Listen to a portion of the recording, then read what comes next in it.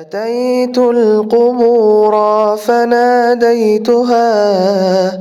أين المعظم والمحتقر وأين المذل بسلطانه وأين المزكى إذا ما افتخر تفانوا جميعا فما مخبر وماتوا جميعا ومات الخبر وصاروا إلى مالك قاهر عزيز مطاع إذا ما أمر تروح وتغدو بنات الثرى فتمحو محاسن تلك الصور